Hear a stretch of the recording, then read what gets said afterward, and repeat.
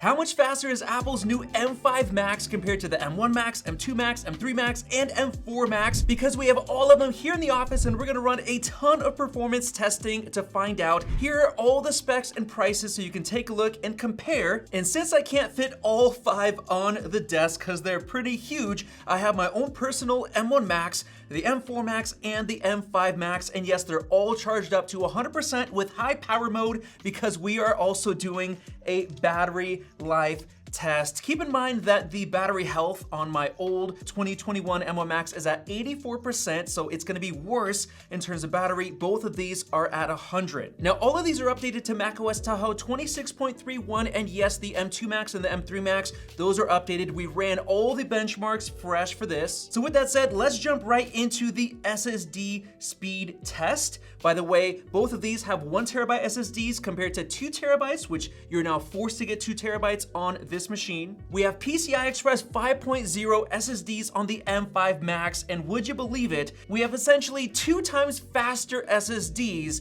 on this new model right here. That is insane to see, over 12,000 read and write. And now let's get into CPU performance with Geekbench 6. Right here you can see the device info. It's crazy to see the M1 Max used to top out at 3.22 gigahertz. Now we have 4.51 on the M4 Max, 4.61 on M5 Max. By the way, all of these Max chips, they're the highest SKUs with the highest amount of CPU and GPU core counts, which actually makes you get 48 gigs of RAM on the M4 Max and the M5 Max. Also the M3 Max, while the M1 and M2 Max, you could get them with 32, which is part of the reason why it's so expensive to get a maxed out M5 Max these days. So let's run the CPU benchmark. And bam, we have our scores, and as far as single core, you can see a huge jump from the M3 Max to the M4 Max. That's because the M4 Max supports SME2, which gave it a huge boost in single core. And the M5 Max hitting 4300 is absolutely bonkers. I mean, it's the fastest core in the world. And then as far as multi-core, you can see a huge boost with the M3 Max because it went from a 12 core to a 16 core chip. And now we have 18 cores on the M5 Max, which they did remove 6 of their performance cores and rebranded them as super cores, and they ditched the old 4E cores and replaced those with 12 brand new mid cores, which they're now calling performance cores. So we're still seeing a nice 10% improvement here, even despite getting rid of 6 or half of those super or performance cores. This is Speedometer 3.1. It's a web browser benchmark. 59 on the M5 Max. That is the fastest in the world. That's 56% faster than the M1 Max. That's actually gonna be felt in real world browsing, just feeling really snappy. And now let's get into web design with Figma. This is a project provided to us by 500 Designs, one of the best design and marketing agencies in the US. So what I'm gonna do is I'm gonna export 12 of these pages. All right, they're finished, and we went from 2 minutes and 12 on the M1 Max to 1 minute 21 on the M5 Max. That's almost a whole minute shaved off if you still have the M1 Max and you're upgrading. By the way, the new MacBook Neo with 8 gigs of RAM actually outperformed the M1 Max, which is just crazy to think about. And now let's get into some graphics performance with Geekbench 6. This is gonna be the metal benchmark. And dang guys, look at that. We went from 123,000 to 230. That's 87% gain in essentially 4.5 years. And what about gaming performance? Well, this is 3D Mark's Steel Nomad Lite. Let's run it. And holy smokes guys, 137 FPS on M5 Max. That is exactly 2.5 times higher FPS than the M1 Max. That is mind-blowing considering the fact that Geekbench Metal was only 86% faster. We're getting 2.5 times higher gaming performance. And now I want to test Solar Bay Extreme on all of these because that basically tests ray tracing. 122.5 FPS compared to 10.6. That's 11.6 times faster or higher FPS in this test because of ray tracing. Yes, that's because the M1 Max did not have ray tracing cores. Those only showed up with the M3 Max, which is why you're seeing such a big jump. This is absolutely insane. But whoa, even from M4 Max to M5 Max itself, with the same 40 cores, we're getting almost 50% higher FPS. And now let's get into Blender 3D rendering. This is the Party Tug project. By the way, these are all updated to the new Blender 5.1, essentially 13 seconds on the M5 Max compared to a minute and 28 on the M1 Max. That's like 6.5 times faster. So if you still have an M1 Max and you're doing Blender 3D rendering, I don't know why you're not upgrading, because this performance is insane. Even compared to just the M4 Max, that's a huge improvement. But now it's time to kick it up a notch. This is the Swamp project by a third-party developer, I think Lasha 3D. I'll leave the link below if you want to run it yourself. And wow, it's finally done. That took forever. 25 minutes, 49 seconds on the M1 Max, 3 minutes and 14 seconds on the M5 Max. That's over 8 times faster thanks to the ray tracing cores. And holy moly, did that drain the battery on the M1 Max for taking that long. And now let's get into some AI testing. This is Geekbench AI. I'm gonna run the Core ML on the GPU, and dang, that's a massive improvement on the M5 Max compared to the M4 Max, 66% faster. But compared to the M1 Max, 3 times higher quantized score. And now let's get into Draw Things text to image AI generation. I have the Flux.2 Klein model. I have 50 steps on all of them, the same exact seed. Let's go. All right, guys, these two are already finished, but the M1 Max is still going. It looks like the battery's already at 7%. We're getting dangerously close to the area where it starts to throttle the performance. So I have to plug it in to make sure it finishes this. A little bit of an update. We have 43% on the M4 Max, 53% on the M5 Max. And there you go. The M1 Max is finally done. That took 8 minutes for this test compared to 2 minutes 42 seconds on the M5 Max. That's like 3 times faster. And even compared to the M4 Max, this thing took like 4.5 minutes, so huge improvement for AI. And don't worry, programmers, yes, we're doing the Xcode benchmark. This is the 26.3 version. This is a tougher test compared to the previous version, so if you're comparing it to your system, you have to update. And bam, the test is finished. It took 176 seconds on the M1 Max, and both of these are over twice as fast. Took 84 seconds on the M4 Max, 82 if you round up on the M5 Max. So between these two, barely any difference whatsoever. Maybe that's due to the super core and mid core mixture. Maybe they're not as optimized just yet.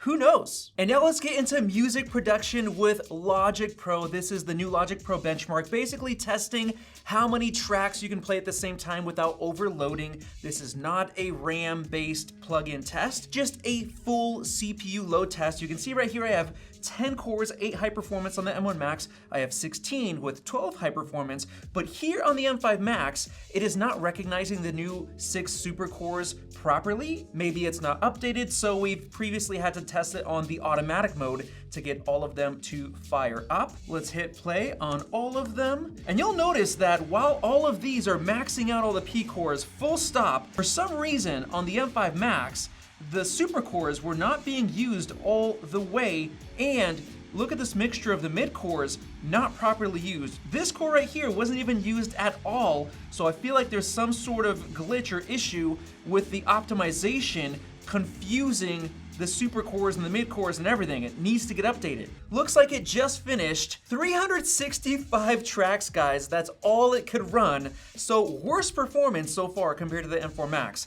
Maybe it's gonna get updated to have better utilization, but for right now, it's worse than the M4 Max. And now we got photo editing in Lightroom Classic. Here we're gonna export 50 42 megapixel raw images, same settings on all of them, and export. And bam, that was very quick, 34 seconds on the M1 Max, 19 on M4 Max and 18 seconds on M5 Max. Only 1 second faster. That once again could be due to the optimization issues, because in our previous video, we found that the supercores were also not being utilized and optimized properly. So now let's take it up a notch and make that 500 photos for exporting. Oh man, the M4 Max just won first, and this one has a way to go. And finally, the M1 Max finished. Took 9 minutes and 19 seconds compared to 3 minutes and 3 seconds on the M4 Max. That's 3 times faster, and 4 minutes and 51 on the new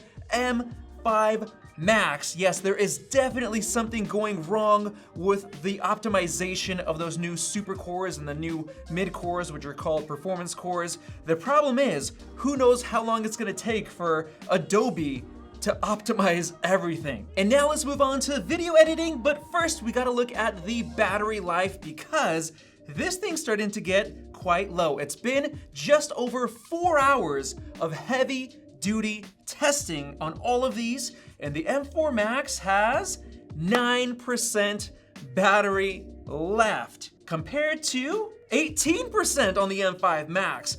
Wow, would you look at that? It actually has the best battery life, even though it uses the highest power, probably because it finished a lot of those tasks so much sooner. Obviously, the M1 Max is disqualified because it died like long ago. So now I might as well just plug these bad boys in. And now let's get into video editing in Final Cut Pro. It's a brand new day. So right here we have a 5-minute HEVC test where we're gonna export it to find out the speed of the encoders. Wow, that is insanely fast, guys. 51 seconds on the M5 Max, 60 seconds on the M4 Max, and 1 minute and 9 seconds on the M1 Max.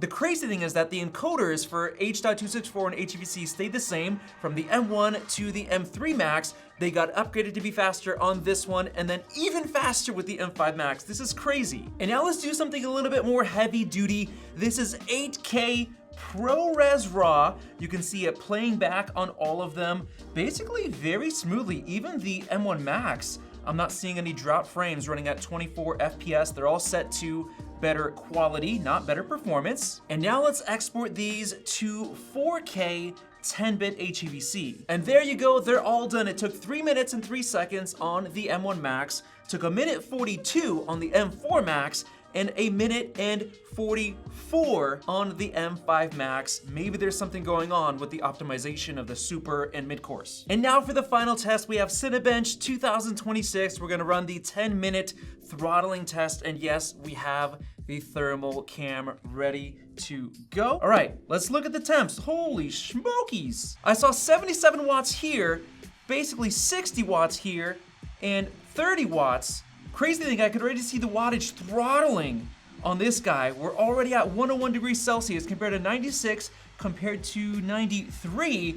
This M5 Max is insanely hot. Just look at that throttle. It's been about 9 minutes. Let's look at the temps. Over here on the M1 Max, I'm looking here near the center. The hottest I'm seeing is about 42 degrees Celsius. You can see both fans expelling a lot of that heat. 41 degrees Celsius on the M4 Max, and then over to the M5 Max, 42, almost 43. We got the scores, and holy smokes is the M5 Max fast. It's 2.8 times faster than the M1 Max, and compared to the M4 Max, it's 21% faster. That is all thanks to the brand new setup with the super cores and the mid cores, which are so much more valuable than those 4E cores that were honestly kind of wasted. So now, after all of that testing, what is the final conclusion? Well, you guys saw the battery life results a little bit earlier. The M5 Max had the best battery life thanks to it performing so many of those tasks